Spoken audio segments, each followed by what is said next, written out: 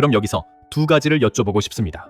지금까지 52%에 대한 말씀을 드렸지만 이 외에도 소화 효율을 수치로 제시하는 기업들이 있어요. 이러한 설계 방식이 정상적인지, 이런 방식으로도 시스템이 제대로 가동될 수 있는지 궁금합니다. 답변 부탁드립니다. 네, 이에 대한 질의도 결론부터 먼저 말씀드리겠습니다. 소화효율을 56% 또는 70%, 80%로 설정해 설계한다는 것 자체가 잘못되었고 현기성 소화의 생물학적 설계를 전혀 이해하지 못한 결과입니다. 그래서 지금까지 국내에서 유기성 폐기물 에너지화 사업이 정상적으로 운영된 사례가 단 한 곳도 없는 것입니다. 논리적으로 조금 더 쉽게 설명드리겠습니다. 유기물이 100% 들어왔다고 가정해 보겠습니다. 그중 56%만 소화되고 나머지 44%가 남아있다고 하면 그 44%는 소화조 안에 그대로 존재해야 합니다. 유기물 유입으로 인해 소화조 내에 있던 미생물이 배출되고 유기물은 100% 소화조 내로 유입된 것이어서 눈에 안 보인다고 해서 없어지는 것이 아닙니다. 에너지로 전환됐다는 착각일 뿐입니다. 그리고 이 44%는 다음날의 소화효율 계산에 다시 포함됩니다. 이 과정을 계속 반복하면 소화효율은 점점 떨어질 수밖에 없습니다. 즉, 소화조의 성능을 평가할 때 단순히 유입, 유출 농도 차이만으로 소화효율을 계산해서는 안 됩니다. 반드시 확인해야 하는 핵심 기준이 있는데 바로 다음 두 가지가 함께 고려되어야 합니다. 하나는 초기 식동안 미생물이 잘 유지되고 있는지, 다른 하나는 소화조 내부에 유기물이 축적되고 있지는 않은지, 또는 운영 경과에도 배출되는 농도가 안정적으로 유지되는지입니다. 이 개념은 공학적으로 dC/dt는 0에 가깝다. 즉, 배출되는 농도의 변화율이 거의 0에 가까움을 의미하는 것인데 운영 결과에 따라 농도가 큰 폭으로 흔들리지 않고 정상 상태를 유지해야 한다는 의미입니다. 만약 이 조건이 성립되지 않는다면 그 소화조는 정상 운영이 아니라 이미 축적과 워시아웃이 함께 진행되고 있다는 명확한 증거입니다. 제가 지난 에피소드 7에서 모노식과 CSTR 물질 수치식으로 분석한 사례를 보여드린 적이 있습니다. 현재 국내 대부분의 현기성 소화조는 체류 시간이 약 15에서 35일 수준에 머물러 있습니다. 겉으로 보기에는 문제가 없어 보일 수 있지만 이러한 조건에서 공통적으로 나타나는 현상은 바로 미생물이 증식되는 속도보다 배출되는 속도가 더 빠르다는 점입니다. 그 결과 소화조 내부의 미생물은 지속적으로 워시아웃 상태에 놓이게 되는 겁니다.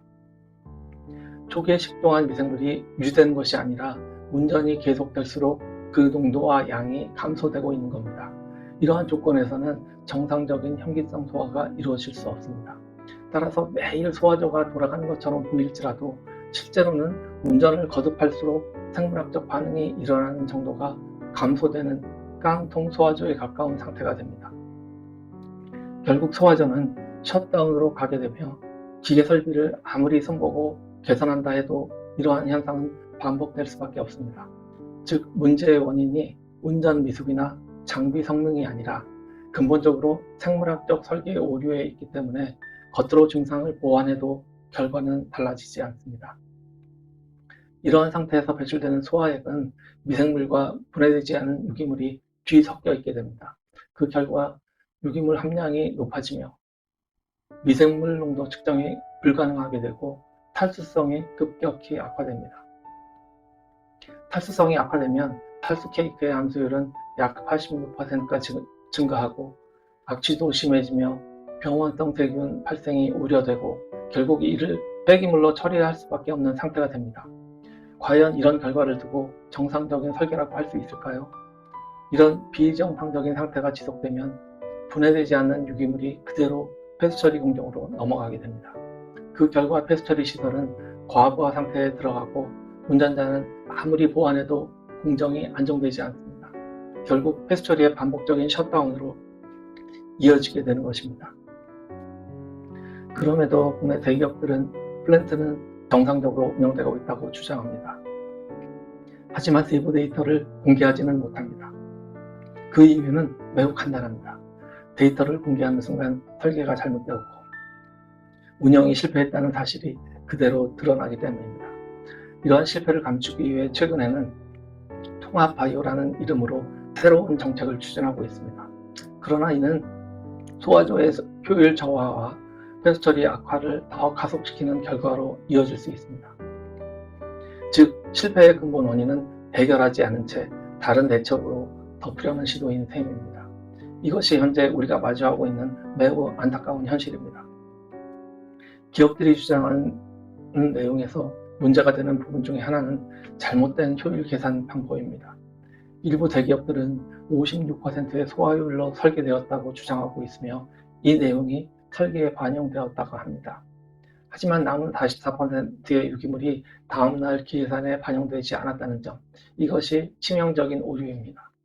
잔류 유기물까지 포함해 계산해야 실제 효율이 나오는데 이걸 무시하면 소화효율은 시간이 지날수록 급격히 감소하게 됩니다. 지난 에피소드 어디인지에서 설명드린 것처럼 모노식과 CSTR 물질식을 적용해 분석해 보면 국내 현미성 소화조들은 공통적으로 미생물이 워시아웃되는 조건, 즉 조기에 셧다운으로 가는 구조에 놓여 있습니다. 그 결과는 무엇일까요? 소화액을 탈수해도 약 80%의 함수율 수준이 나오고 그 안에는 악취를 포함한 다량의 유기물이 제대로 분해되지 못한 상태로 남습니다. 결국 이 케이크는 심한 악취와 병원성 세균 발생 우려로 인해 폐기물로 재처리해야 하는 수준에 이르게 됩니다. 이 상태는 정상적인 운영이라고 볼 수 없는 것이죠. 그렇다면 정상적인 생물학적 설계는 무엇인가에 대해 말씀드리면 소화 효율은 100% 달성이 목표가 되어야 합니다. 즉 유기물 100%는 에너지 생산, 미생물 증식, 그리고 알카리도 생성까지 이 세 가지에 모두 기여하게 되며 안정적인 상태를 보여주어야 정상입니다. 그런데 국내에서는 소화조의 생물학적 설계 개념 자체를 이해하지 못하고 있습니다. 이 때문에 환경부의 하수처리장 에너지 자립화 사업도 결과적으로는 실패로 돌아가게 된 겁니다. 그럼 생물학적 설계를 위한 실험은 어떻게 해야 하고 무엇을 얻어야 할까요? 첫 번째, 부대 장치를 포함한 상태에서 서로 다른 또는 일정한 용량의 랩스케일 소화조를 최소 4개 이상 제작합니다. 두 번째, 일정한 농도와 부피의 미생물을 식동한 상태에서 일정 기간 동일한 부하 또는 여러 부하를 적용하여 유기물을 주입합니다. 셋째, 유기물 농도와 알칼리도를 지표로 미생물이 적정 상태에 있는지 지속적으로 확인해야 하며 그 과정에서 미생물이 안정적으로 유지되는 조건을 찾아야 합니다. 결국 핵심은 매우 간단합니다. 미생물 상태를 정량적으로 평가하고 데이터 기반으로 정상 상태를 유지하여 운전하는 것, 즉 경험이 아니라 과학입니다. 이것이 진정한 생물학적 설계이며 이 과정을 생략하면 어떠한 소화조도 정상 운영될 수 없습니다.